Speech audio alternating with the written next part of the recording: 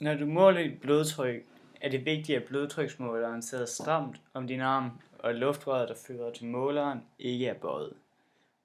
Hvis du vil måle dit blodtryk mest præcist, så skal du måle det 2 gange om dagen. 1 gang lige før morgenmaden, og 1 gang lige før aftensmaden. Du må ikke have røget i de sidste 30 minutter, før du måler dit blodtryk. Du skal måle dit blodtryk 3 gange, for at du får den mest akkurate gennemsnit af dit blodtryk.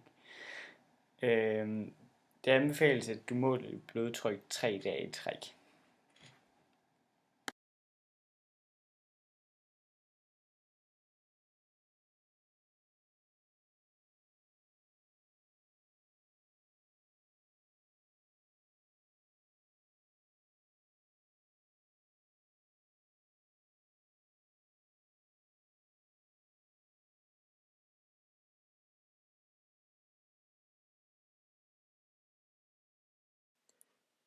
Og i det næste afsnit her, der vil Christoffer fra vores gruppe lige gå ind og snakke en del om vores resultater og hvad der har påvirket de normale resultater.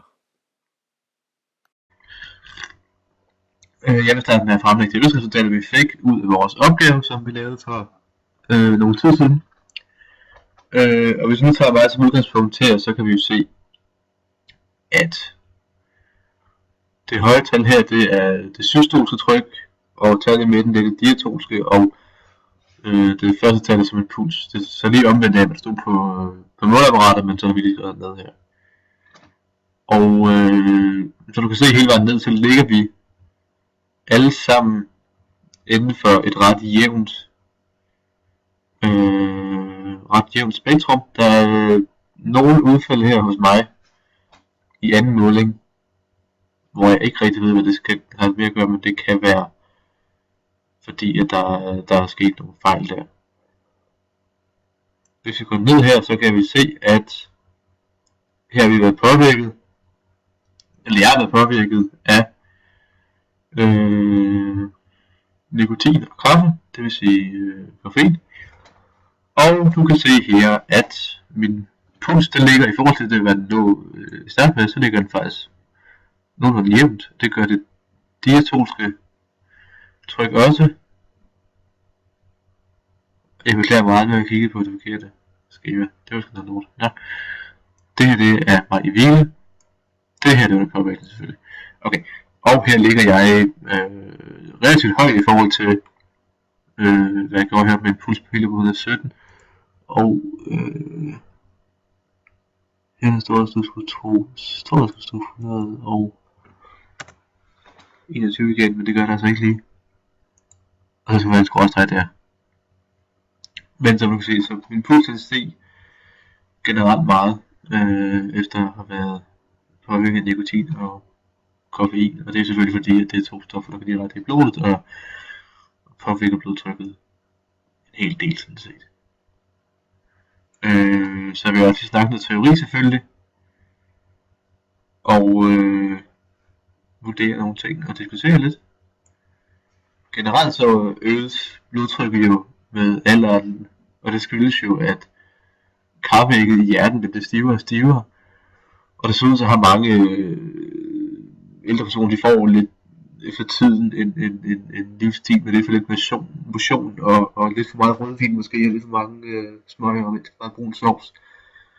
Og det kan jo i sidste ende medføre arteriosklerose og yderligere blodtryksstigning. Og blodtrykket i kroppen påvirkes også af kroppens position selvfølgelig. Det er jo højest, når man står op. Og når man bevæger sig, så stiger blodtrykket selvfølgelig også meget. Altså hvis man bevæger sig rigtig meget, så kan det gøre, at man løbet af livet får et generelt højere blodtryk.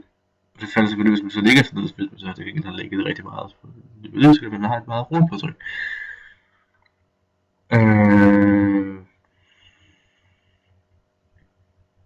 Og det der med, at hvis man bevæger sig, så øges, så sker der mange forandringer af blodkredsløbet, fordi at mængden af blod, der strømmer til de arbejdende muskler, den øges jo voldsomt meget.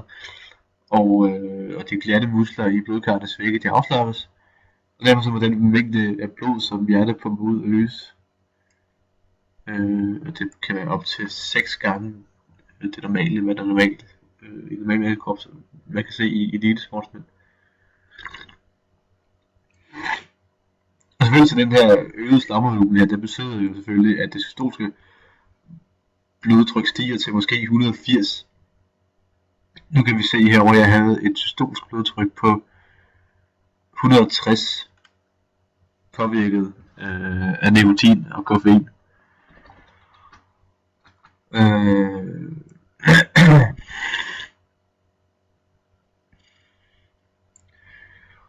Men hvis man skal kigge efter nogle forskel på det blodtrykket på den påvirkede side og den ikke påvirkede side her, så kan man se for eksempel det diastoliske blodtryk ligger ret lavt i forhold til både puls og systolisk blodtryk.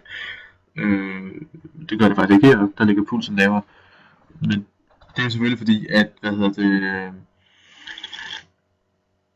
at blodet det strømmer hurtigt ud af arterierne, og specielt til det arbejdende muskler, så det diastoliske tryk er uændret, eller måske den er faldet en lille smule, fordi at blodtrykket i forvejen er så, altså blodet cirkulerer så hurtigt, at det falder hurtigt, kan man selvfølgelig sige. Og hvis man skal snakke om den indflydelse af nikotin og koffein, så er det jo selvfølgelig fordi, at de afgiver nogle hormoner, som går ind og ændrer på blodtryk.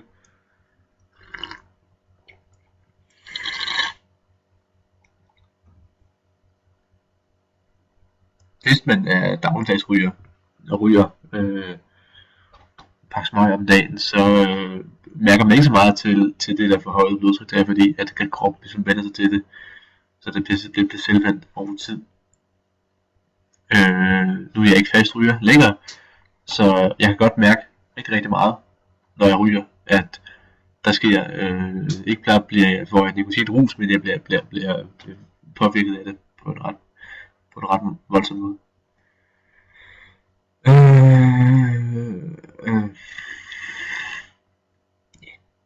Og det har jeg sådan set ikke med at sige det. Det var alt, og du må have en god jul.